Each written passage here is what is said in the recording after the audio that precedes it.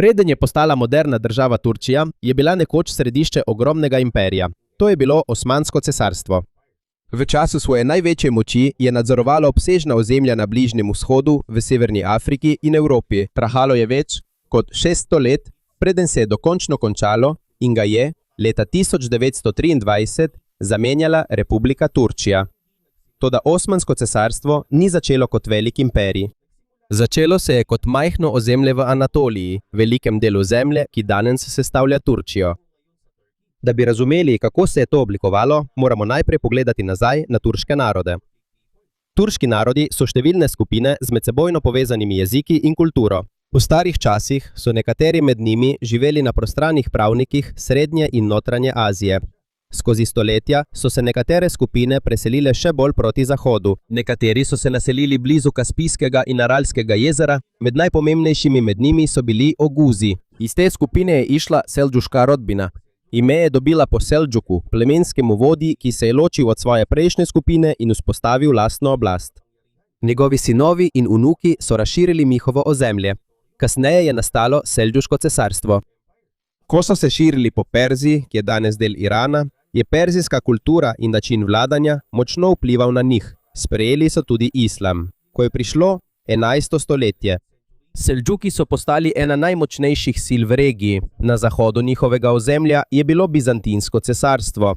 Bizantinsko cesarstvo je bilo vzhodni del nekdanjega Rimskega cesarstva. Njegova prestolnica je bila Konstantinopel, mesto, ki se danes imenuje Istanbul. Seldžuki in Bizantinci so se postopoma spopadli, saj sta si obe strani želeli nadzora nad Anatolijo. Leta 1071 so se soočili v bitki pri Manzikertu. Vojsko Seldžukov je vodil sultan Alp Arslan, bizantinsko vojsko pa je vodil cesar Romano IV. Seldžuki so premagali in ujeli bizantinskega cesarja. Seldžuki niso takoj zavzeli celotne Anatolije samo zaradi ene bitke. Vendar pa, ker so premagali bizantinskega cesarja, njihova vlada je oslabila. Zaradi tega se je odprlo več delov Anatolije. To je omogočilo vstop turškim bojevnikom in njihovim družinam. Sčasoma je v Anatoliji nastal sultanat Rum. Beseda Rum se nanaša na ozemlje nekdanjega rimskega ali bizantinskega cesarstva. To je bila država, ki so jo vodili seldžuški Turki s sedežem v Anatoliji.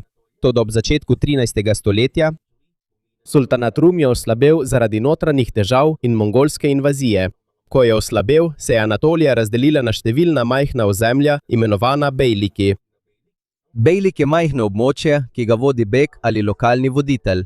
Eden od teh bejlikov je vodil Osman. Le malo je zanesljivih informacij o njegovem življenju, saj je bilo veliko zgodb po njem napisanih šele dolgo po njegovem času.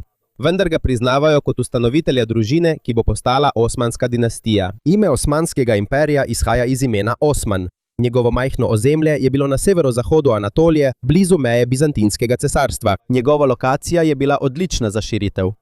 Bizantinci so imeli šibek nadzor nad nekaterimi sosednjimi območji, zato so Osmanovi možje postopoma pridobivali ozemlje. Po njegovi smrti so njegovi sinovi in naslednji vladarji nadaljevali širitev. Niso se zanašali le na moč svoje vojske, zavezovali so se tudi z lokalnimi voditelji in v svojo vlado vključevali ljudi iz različnih skupin in veroizpovedi. Zaradi tega se je majhna osmanska država hitro razširila. Sprva je bila le ena izmed mnogih državic v Anatoliji, a je postopoma prehitela svoje tekmece. Leta 1331 Osmanči so zavzeli Nikejo, pomembno bizantinsko mesto, ki se danes imenuje Iznik. Kasneje so prečkali tudi v Evropo in začeli osvajati ozemlja na Balkanu. Balkan je regija v jugovzhodni Evropi, ki vključuje območja kot so Grčija, Bolgarija in Srbija.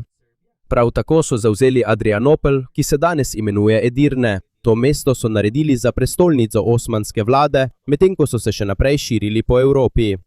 Sčasoma se je bizantinsko cesarstvo vse bolj manjšalo. Nekoč je obsegalo zelo veliko ozemlje, toda do 15. stoletja je ostalo le še nekaj njegovih ozemelj.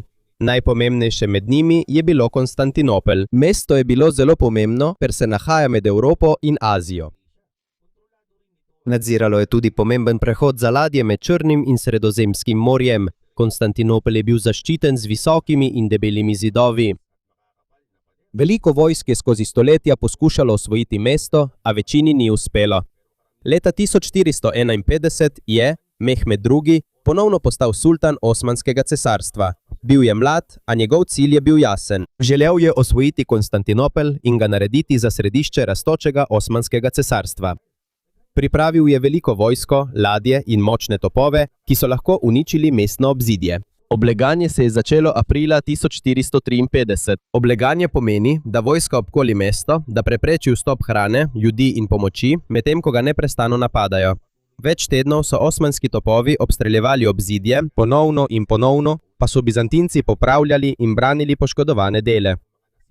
Zadnji bizantinski cesar je bil Konstantin XI. Imel je le malo vojakov v primerjavi z veliko osmansko vojsko. Kljub temu je ostal v mestu in pomagal pri njegovi obrambi 29. maja 1453. Mehmed je sprožil zadnji velik napad. Osmanska vojska je prebila obrambo in vstopila v mesto. Konstantin XI je umrl v boju, čeprav ni natančno znano, kje se je njegova smrt zgodila. Tukaj se je končalo Bizantinsko cesarstvo. Mehmed II. Je Konstantinopel naredil za novo prestolnico Osmanskega cesarstva. Zaradi svojega uspeha je postal znan kot Mehmed osvajalec. Ni dovolil, da bi mesto ostalo uničeno in prazno. Pripeljal je muslimane, krščanske in judovske družine, da bi ponovno povečal prebivalstvo in oživil trgovino.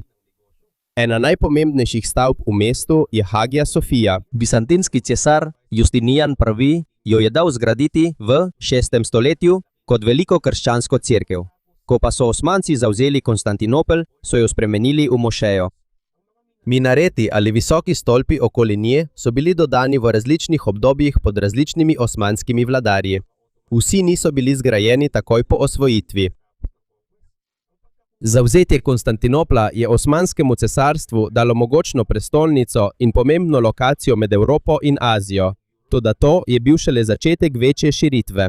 Zaradi naslednjih vladarjev se bo cesarstvo še bolj razširilo, dokler ne bo nadzorovalo nekaterih najpomembnejših mest, trgovskih poti in ozemelj na svetu. In tako je zavzetje Konstantinopla leta 1453 pomenilo šele začetek večje širitve Osmanskega cesarstva pod vodstvom sultana Mehmeda II.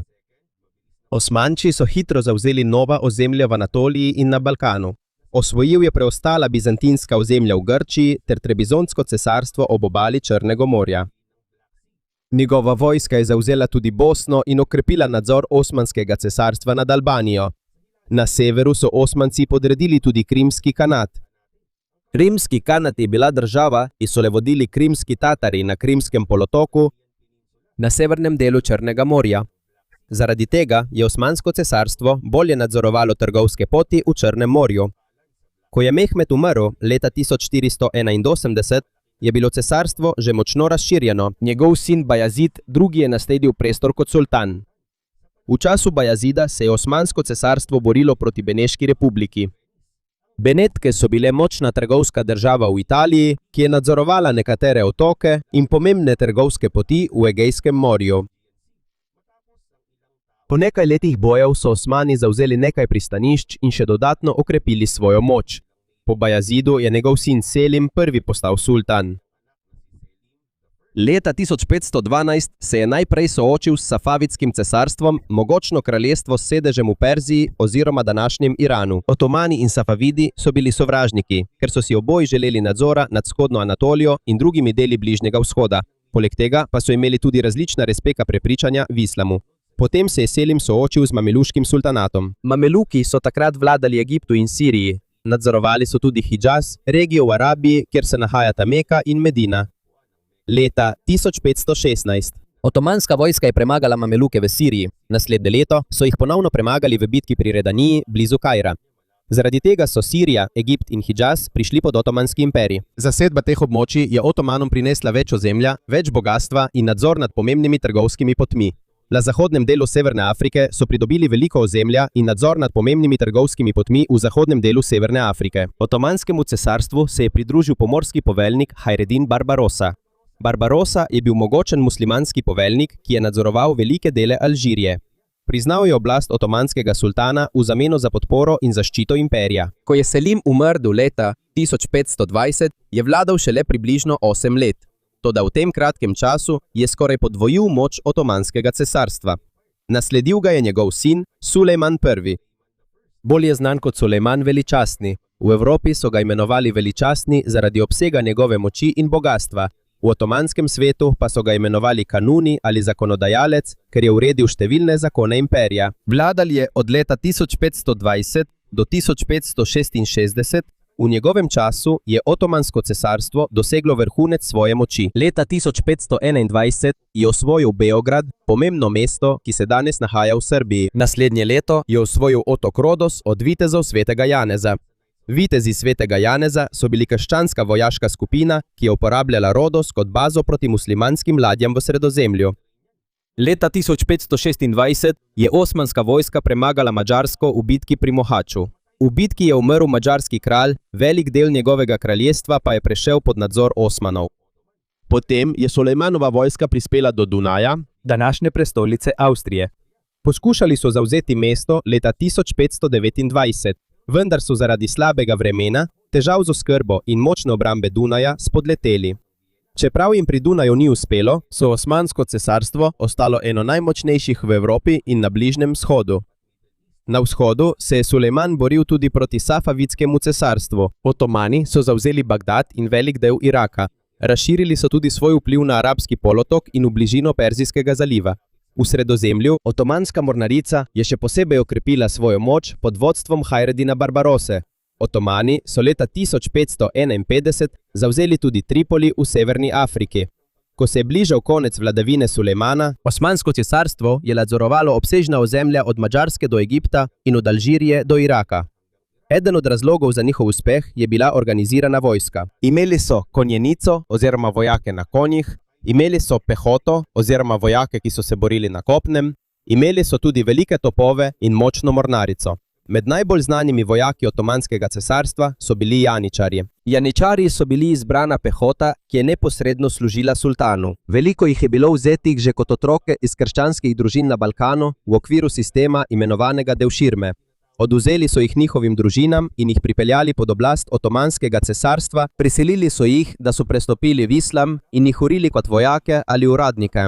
Ta sistem je bil težak in prisilen za družine, ki so izgubile otroke. Vendar pa so nekateri izmed otrok, ki so jih vzeli, dosegli visoke položaje v vojski in vladi. Trening in disciplina janičarjev sta bila zelo stroga. Prav tako so bili odlični pri uporabi strelnega orožja, zato so postali pomemben del uspehov otomanske vojske. Medtem ko se je imperij še naprej širil, se je spopadel tudi z več močnimi državami. V Sredozemlju je bila ena največjih tekmic Španija. Španija je takrat nadzorovala velik del južne Italije in nekaj pomembnih otokov.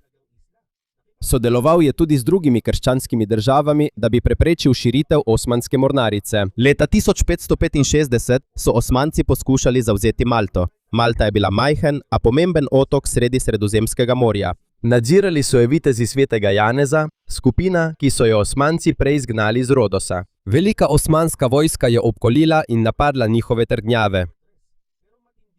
Vitezi in domačini so se silovito branili, pomoč je prispela tudi Sicilije, po več mesecih bojev in velikem številu mrtvih se je osmanska vojska umaknila. Ta bitka se imenuje Veliko obleganje Malte. Po 6 letih sta se Osmansko cesarstvo in Velika krščanska zveza ponovno spopadla v bitki pri Lepantu. To se je zgodilo leta 1571 blizu zahodne Grčije. Španija, Benetke, papeška država in druge krščanske sile so združile svoje moči. Njihovo zvezo so poimenovali Sveta liga. Več kot 400 ladij in 10.000 vojakov ter mornarjev je sodelovalo v bitki. Osmanska flota je bila poražena, veliko njihovih ladij pa uničenih ali zajetih. To je bila velika zmaga za Sveto ligo, saj je pokazala, da je mogoče osmansko mornarico premagati v veliki bitki. Vendar pa to ni popolnoma končalo osmanske moči v Sredozemlju. Imperij je hitro ustvaril novo floto in še naprej nadzoroval številna ozemlja in pristanišča. Kljub temu sta Malta in Lepanto pokazala, da ima širitev Osmanskega imperija svoje meje. Še vedno je bil močan, vendar ni več mogel zavzeti vseh krajev, ki jih je želel. Po porazu v bitki pri Lepantu Osmansko cesarstvo ni popolnoma oslabelo. Namesto tega je svojo pozornost preusmeril na Srednjo Evropo. Največja ovira za njegovo širitev je bila Dunaj, prestolnica Avstrije. Dunaj je bil pomemben, ker je blokiral pot do globljih delov Evrope. Osmansko cesarstvo ga je prvič poskušalo zavzeti leta 1529, vendar jim ni uspelo. Po več kot 150 letih so poskusili znova. Leta 1683 je velika osmanska vojska obkolila Dunaj. Vodil jo je veliki vezir Kara Mustafa Paša, najvišji uradnik osmanske vlade pod sultanom. Več tednov so Osmanci napadali mesto, toda preden so lahko dokončno zavzeli Dunaj, je prispela združena krščanska vojska na pomoč. Med njimi je bila tudi vojska iz Poljske, ki jo je vodil kralj Jan III. Sobieski, 12. septembra 1683. Reševalna vojska napadla tabor Osmancev. Velik del zadnjega napada so izvedli tisoči konjenikov ali vojakov na konjih. Osmanska vojska je bila poražena in prisiljena v umik. Ta poraz je bil pomembna prelomnica. S tem Osmanskega imperija sicer niso takoj uničili, toda tukaj se je začela izguba številnih njegovih ozemelj v Evropi. V naslednjih letih so Avstrija, Poljska, Benetke in Rusija sodelovale proti Osmanom. Ponovno so zavzeli veliko ozemlja na Madžarskem in Balkanu. Medtem ko so nasprotniki postajali močnejši, se je osmanska vlada soočala tudi z notranjimi težavami. Včasih so sultani sami vodili vojaške pohode in sprejemali pomembne odločitve. Kasneje pa je bilo več nalog prenesenih na velikega vezirja in druge uradnike. Veliki vezir je bil kot predsednik vlade imperija. On je opravljal številne vsakodnevne naloge v imenu sultana. To ne pomeni, da so bili vsi naslednji sultani šibki ali leni. Toda, ko se je imperij širil, je postalo vse težje nadzorovati ga iz prestolnice. Obsežno ozemlje so razdelili na province, ki so jih upravljali guvernerji in lokalni voditelji. Pobirali so davke, uveljavljali zakone in zagotavljali vojake za centralno vlado. Toda ker so bile nekatere province oddaljene, so imeli lokalni vladarji tudi veliko svobode pri upravljanju. V imperiju so živeli ljudje različnih ver in skupin. Vladarska družina je bila muslimanske vere, vendar je veliko kristjanov in judov ostalo pri svoji veri. Dovoljeno jim je bilo imeti cerkve, sinagoge, verske voditelje in lastne skupnosti. Vendar njihov položaj ni bil enak kot pri muslimanih. Imeli so posebne davke in nekatere omejitve pod oblastjo Osmanov. Veliko judovskih beguncev iz Španije je Osmansko cesarstvo sprejelo potem, ko so jih konec 15. stoletja izgnali iz Španije. Mnogi med njimi so se naselili v mestih, kot sta Konstantinopel in Solun. Postali so pomemben del poslovnega sveta, medicine, proizvodnje izdelkov in trgovine. Osmansko cesarstvo je veliko zaslužilo tudi s trgovskimi potmi, ki so povezovale Azijo, Bližnji vzhod in Evropo. Skozi njegova mesta so potovali svila, začimbe, tkanine in drugi izdelki iz Indije, Kitajske in Perzije. Vendar se je svetovna trgovina spremenila. Evropske države so našle pomorske poti okoli Afrike. Trgovina po Atlantskem oceanu se je okrepila potem, ko so zavzeli ozemlja v Amerikah. Zaradi tega veliko več ladij ni več potrebovalo pluti po starih trgovskih poteh, ki so jih nadzorovali Osmanci. Trgovina v imperiju ni popolnoma izginila, vendar je izgubila nekdanji pomen kot prehod med Azijo in Evropo. Hkrati se je hitro razvijala znanost, izdelava orožja in industrija v nekaterih evropskih državah. Osmanci so prav tako poskušali uporabiti novo znanje in tehnologijo, vendar so bile spremembe pogosto počasne zaradi pomanjkanja denarja. Nasprotovanje nekaterih vplivnih skupin in težave v vladi. Zaradi tega se je razlika med Osmanskim imperijem in njegovimi evropskimi tekmeci postopoma povečevala. Rusija in Avstrija sta postali še večja grožnja. Prevzeli sta nekaj ozemlja Osmanskega imperija v bližini Črnega morja, Kavkaza in Balkana. Kavkaz je regija med Črnim in Kaspijskim morjem. V severni Afriki so lokalni vladarji še naprej priznavali osmanskega sultana. V resničnem upravljanju pa so imeli več svobode pri sprejemanju lastnih odločitev.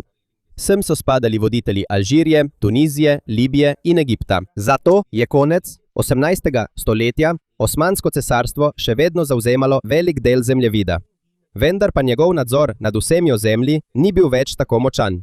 Ko je nastopilo 19. stoletje, nekateri evropski voditelji so ga poimenovali bolnik Evrope. To pomeni, da so videli, da imperij slabi in da mu lahko odvzamejo ozemlje. Ena prvih velikih vstaj se je začela v Srbiji leta 1804. Je bila Srbija takrat del Balkana pod nadzorom Osmanov. Lokalni Srbi so se uprli zaradi zlorab nekaterih osmanskih vojakov in zaradi želje po lastni vladi. To še ni takoj osvobodilo Srbije. Toda je upor pokazal, da je vedno več ljudi na Balkanu pripravljenih boriti se za osvoboditev izpod osmanske oblasti. V naslednjih letih se je imperij soočal z nenehnimi upori, invazijami in izgubo ozemlja, kar ga je še dodatno oslabilo. Ko je nastopilo 19. stoletje, se je ozemlje Osmanskega imperija še naprej zmanjševalo. Leta 1821 so se Grki uprli osmanski oblasti.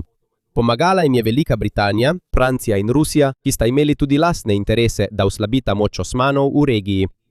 Po nekaj letih vojne je bila Grčija leta 1830 priznana kot neodvisna država. Le nekaj mesecev kasneje je Francija napadla Alžirijo. Zaradi tega je Osmansko cesarstvo dokončno izgubilo nadzor nad območjem in začela se je dolga francoska okupacija Alžirije. Takrat je tudi Rusija postajala močnejša in si je želela razširiti svoj vpliv v bližini Črnega morja.